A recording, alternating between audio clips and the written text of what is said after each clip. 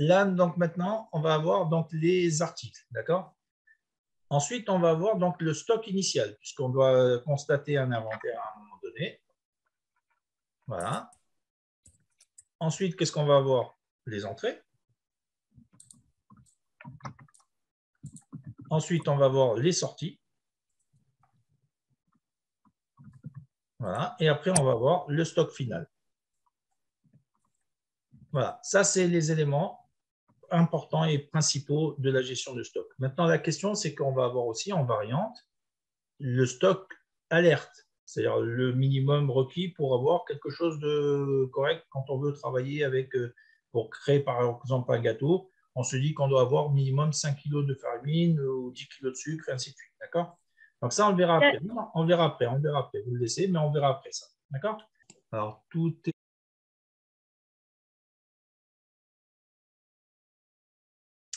Alors là, maintenant, on fait un tableau par rapport à cet ensemble. D'accord? Bien. Qu'est-ce qu'on va faire ici pour le remplir? Donc l'article, on va récupérer les éléments. Alors attention, il ne faut pas sélectionner le titre, hein, toujours pareil. Voilà. Où est-ce qu'on va récupérer cette information? Données, validation de données. Voilà. Et vous voyez que maintenant, ça devient facile. Hein. Si, vous allez voir. Validé. Donc on est bien d'accord, c'est la liste des articles fournisseurs. OK? Donc maintenant, ici, ce qu'il va falloir faire, c'est mettre la liste de chaque, enfin, tous les articles, puisqu'on veut faire le stock de chaque article. On est d'accord? Donc vous allez à la ligne, faites aller à la ligne, et vous allez mettre la liste des articles les uns après les autres. Vous mettez le deuxième. Par article fournisseur, puisque on a dit que là, on n'a pas la notion de matière première qu'on fera après. D'accord? Donc là, on prend par article fournisseur. C'est-à-dire on peut calculer notre stock par, par paquet de fournisseurs, tout simplement. Bon,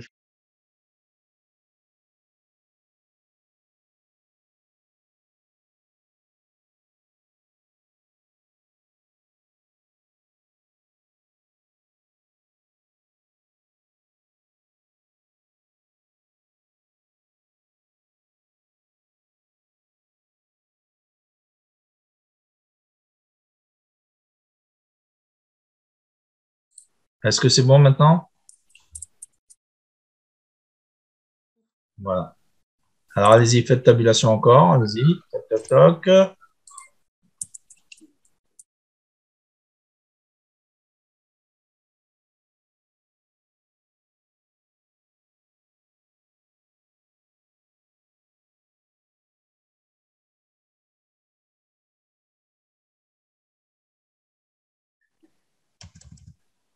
Absolument.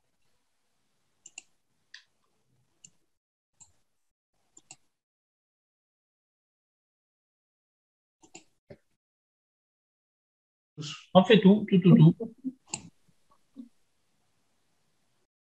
Allez-y, donc on va jusqu'à, allez-y, les œufs, le sucre, tout. Hein.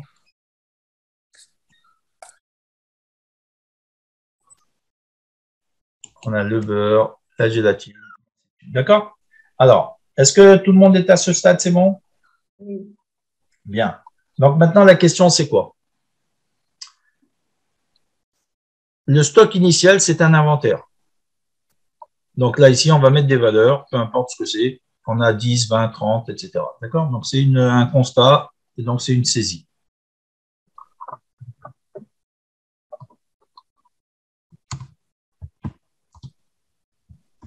Alors, mettez des valeurs un peu différentes parce que là, on va avoir l'impression que c'est une suite logique. Hein. Attention. Mais en gros, vous m'avez compris. Hein. Alors, par contre, en bas, la ligne vide, il faut la supprimer. Voilà. Est-ce que tout le monde est OK là-dessus maintenant? C'est bon? Alors maintenant, la question, c'est comment on va faire pour avoir ici le calcul pour les entrées. Qu'est-ce qu'on a fait pour le chiffre d'affaires de client ou le chiffre d'affaires par fournisseur? Non. Qu'est-ce qu'on a fait pour calculer le chiffre d'affaires par client? Si. C'est somme si. Pourquoi? Parce qu'ici, on veut la quantité par entrée. Donc, comme on a plusieurs entrées, c'est exactement comme quand on a plusieurs factures pour avoir le chiffre d'affaires. D'accord? Puisqu'on a dans la liste des entrées, on a des quantités par jour. Enfin, à chaque fois qu'on a une quantité. Donc, on va avoir des détails de quantité qu'on va calculer pour avoir notre total d'entrée et de sortie. On est d'accord ou pas?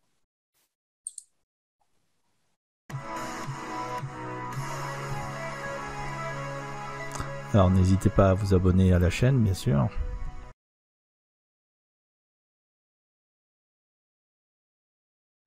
Qu'est-ce qu'on a ici besoin d'aller chercher?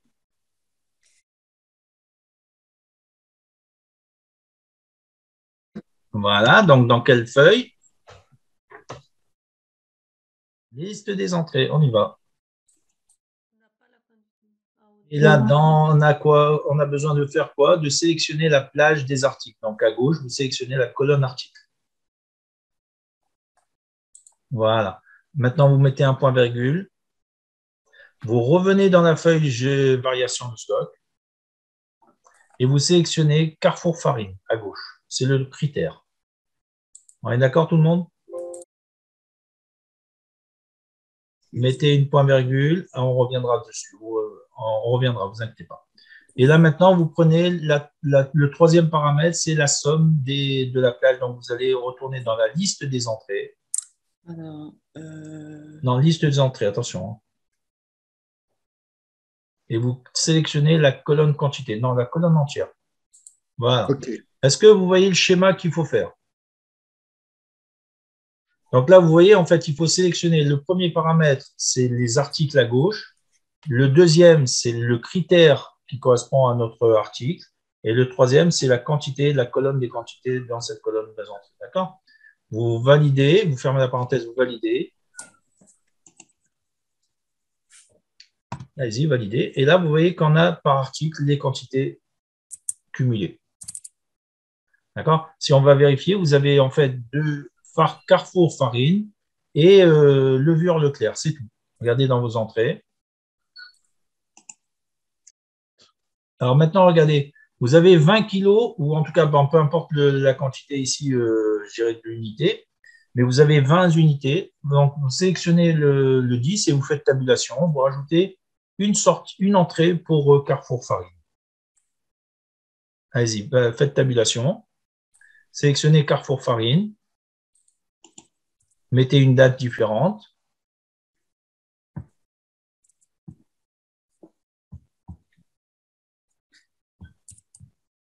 Voilà, et mettez 50. Validé, on doit avoir 70. On est d'accord? Allez-y dans la variation de stock. On a 70. Est-ce que c'est clair pour tout le monde? Alors, OK, est-ce que vous me suivez ou pas? C'est bon? Alors, OK. Alors, maintenant, on va y arriver. On fait la liste des sorties. Enfin, on fait donc la gestion des sorties.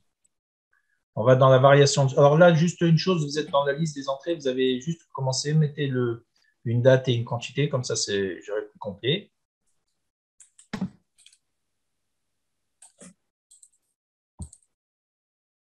Voilà, et vous mettez une valeur.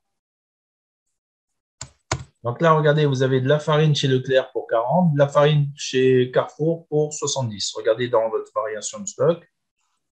On a bien farine Leclerc 40, farine Carrefour 70. Non, non, non, en entrée. D'accord? Alors maintenant, on va s'occuper des sorties. C'est exactement le même principe. Donc, sélectionnez la cellule sortie. Alors là, vous avez des sorties, donc là, c'est bon. Par contre, mettez une troisième valeur. Et c'est exactement le même principe. Vous pourriez le refaire tout seul là.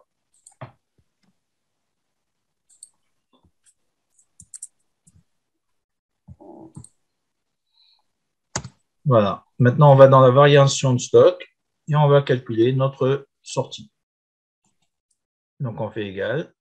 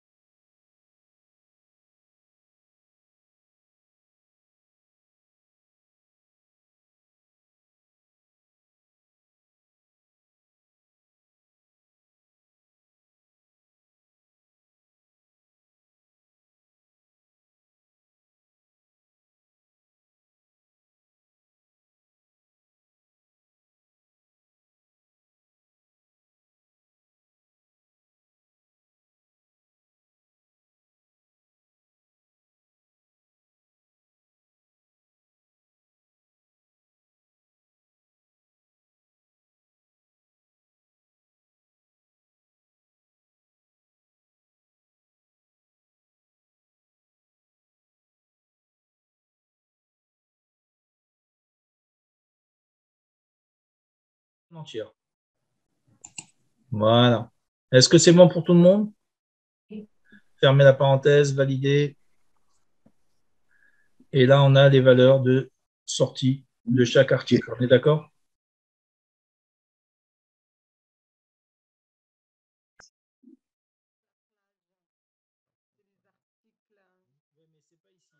C'est pas ici, hein, donc on va sur celle des sorties. Ok. C'est dans le détail qu'on va prendre Le point virgule. Alors n'hésitez pas à vous abonner à la chaîne, bien sûr. Le point virgule, on retourne à sortie et là on choisit la quantité. Exactement. Voilà. Et on ferme Et là, la parenthèse. je ferme ma parenthèse. Ok. Maintenant, pour vérifier qu'on est bon, alors vous allez sortir tiens, des fraises Carrefour. Allez-y dans la liste des sorties et faites sortir des fraises. Donc, vous sortez des fraises, vous faites tabulation, vous cherchez les fraises de Carrefour et vous en sortez à la date du 17 ou 18, peu importe, et vous mettez ici une dizaine. Voilà, validé. Regardez maintenant votre tableau. Vous avez en entrée, on est bien d'accord, au niveau des fraises, il y a 50, d'accord? Et au niveau des sorties, ce qu'on vient de sortir, c'est 10. Est-ce que c'est bon pour tout le monde? Donc maintenant, qu'est-ce qu'il nous reste à faire? C'est la formule du stock, du stock final. D'accord? Donc là, maintenant, on se positionne tout simplement dans la dernière colonne ici et on fait une simple addition-soustraction, tout simplement. Égal le stock initial. Plus les entrées, moins les sorties. Et on valide. Et on est au courant de ce qui se passe maintenant à chaque fois qu'on fait une entrée ou une sortie. Okay. Donc, vous avez vu un peu le principe de comment on calcule la gestion du stock, c'est aussi facile que ça. D'accord? Alors, demain, ce qu'on fera, c'est qu'on va rajouter une petite complexité en disant qu'on a besoin de mettre, cette fois-ci, non pas le stock des articles fournisseurs en tant qu'article paquet, d'accord? Mais en tant que composant, c'est-à-dire en tant que matière première. C'est-à-dire que je veux avoir le cumul global sans savoir si c'est du Leclerc ou du Carrefour ou ce que je veux. Je veux avoir la matière première en tant que quantité de farine ou quantité de sucre, etc. D'accord? Est-ce que c'est clair? Mais on le fera demain. On va faire d'autres tableaux, bien sûr. Là, on n'a pas fini, on n'est qu'au deuxième jour. Hein. On a encore. Vous avez vu la quantité de travail qu'on a fait en 2 jours? Vous avez vu un peu? Et donc là, imaginez maintenant 2 jours supplémentaires avec le contenu qu'on a déjà. C'est-à-dire qu'en fait, on va avancer de plus en plus vite. Et globalement, vous allez voir que à force de répéter, puisque vous avez vu que finalement, on avance petit à petit au niveau des connaissances gérées nouvelles, d'accord? Mais on est en train de répéter, mine de rien, tout ce qu'on a fait depuis le début. Des validations de données, des recherches V, des formations de tableaux, etc. D'accord? Donc, globalement, on refait systématiquement les mêmes choses. D'accord? Et vous avez vu que pour la gestion de stock, quand on a fait la gestion des entrées, la gestion de sortie, c'était l'équivalent. Quand on a fait le chiffre d'affaires client, l'équivalent, c'était le chiffre d'affaires fournisseur, et ainsi de suite. Donc, globalement, qu'est-ce qu'on fait? On travaille, on apprend, on révise, on reprend, on recommence, etc. D'accord? Et c'est comme ça, à force de répéter. Mais on va élargir le champ, c'est-à-dire que là, on en est au stade d'avoir fait, gérer toute la partie, entre guillemets, fournisseur. On a fait toute la partie client. Qu'est-ce qui va nous rester à faire après? C'est les tableaux de bord. C'est-à-dire, en fait, le fait de faire la récap du chiffre d'affaires client, chiffre d'affaires fournisseur, et après, on va voir la différence qui va nous donner un bilan. On est d'accord ou pas? Voilà. Et donc, vous voyez que petit à petit, on avance avec un sujet, je dirais, global, qui est la gestion d'entreprise en général, d'accord? Et dans lesquels on trouve plus ou moins toutes les notions de l'entreprise. Et petit à petit, on va avancer. Et si on a du temps, on ira encore plus loin. Et vous allez voir que demain, on va s'occuper également du suivi client, c'est-à-dire de la relance client, d'accord? Dans laquelle on va mettre, donc on va créer des tableaux également, et de façon à voir comment on traite justement la relance client au travers d'Excel. Et on va voir aussi en même temps les suivis des heures passées. D'accord? C'est-à-dire, on va faire un tableau également, des plannings, voilà, enfin, en fonction des heures de travail, enfin, des entrées et des sorties de travail, etc. Et d'avoir le cumul des heures et à travers le cumul des heures, d'avoir donc les heures supplémentaires, etc. Vous voyez, enfin, tout l'ensemble de la gestion qui va rejoindre quelque part la gestion de paye. D'accord? Et donc, on va avancer là-dessus. Lors des prochaines vidéos. En attendant, je vous remercie et à bientôt.